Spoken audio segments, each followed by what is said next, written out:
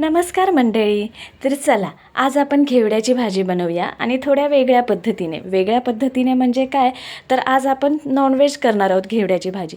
तर त्यासाठी आपण घेवड्याची भाजी आहे ना, जो घेवडा आहे ना तो दोन्ही साईडने आपल्याला त्याचे दोरे काढून घ्यायचे आहेत आणि छान ते स्वच्छ धुवून निथळत ठेवून पुसून घ्यायचे आहेत आणि आपल्याला कापून घ्यायचे आहेत. तुम्ही ते तोडूनही घेऊ शकता. मी दाखवल्याप्रमाणे ना तुम्ही ते तोडूनही घेऊ शकता.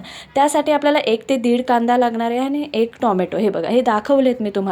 त्या प्रकारे तुम्ही असे तोडूनही घेऊ शकता. कापले नाही तरीही चालतील. तर त्यानंतर मस्त कापून घेतलाय कांदा, बारीक कापून घेतलाय, टोमॅटोही बारीक कापून घेतलाय आणि थोडासा जो जवला आहे ना तो आपण एका साईडला भिजत ठेवला आहे. जवळा घातल्यामुळे आहे ना घेवड्याच्या भाजीला खूप छान चव येते.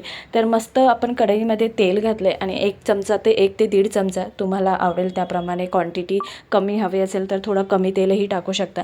आणि त्यानंतर आपण कांदा फोडणीला घातला आहे आणि कांदा चांगला लालसर झाल्यावर आपल्याला टोमॅटो टाकून घ्यायचा आहे आणि टोमॅटोही आपल्याला चांगला भाजायचा आहे. त्यानंतर त्यामध्ये थोडीशी हळद टाकून घेतली आहे, मीठही आतमध्ये आधीच टाकून घेतलं आहे मी आणि छान मस्त एकदम भाजून घ्यायचं आहे.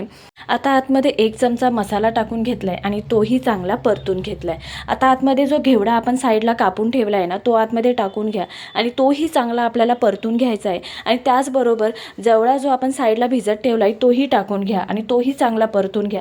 जास्त वेळ लागत नाही, 5 ते 10 मिनिटात होते भाजी आणि खूप टेस्टी लागते.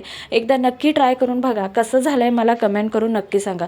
आणि तुम्ही घेवड्याला काय म्हणता मराठीमध्ये, किंवा तुम्ही काय म्हणता, त्याला पापडीही म्हणतात काही लोक, तर तुम्ही काय म्हणता मला कमेंट करून नक्की सांगा. तर जवळा टाकून घेतला आहे छान आणि चांगला परतून घेतला आहे आणि 5 ते 10 मिनटं आपल्याला वाफ काढून घ्यायची आहे. झाकण ठेवायचं आहे. पाणी वगैरे काहीही ॲड केलं नाही आहे.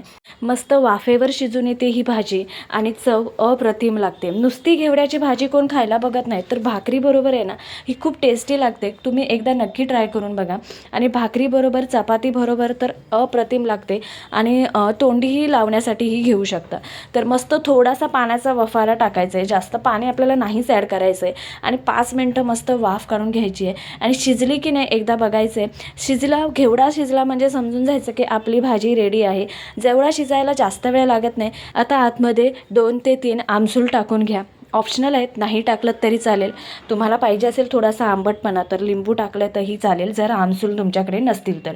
आमसूल टाकलीत तर बेस्ट आहे. आमसूलने खूप छान आंबटपणा येतो आणि खूप टेस्टी लागते भाजी. तर ही बघा, ही भाजी रेडी आहे आपली, शिजली आहे मस्त भाजी आणि ही आता खायला रेडी आहे. तर नक्की कमेंट करून सांगा कशी झाली आहे. सबस्क्राईब करायला विसरू नका. बेल आयकॉनवर क्लिक करा. थँक्यू.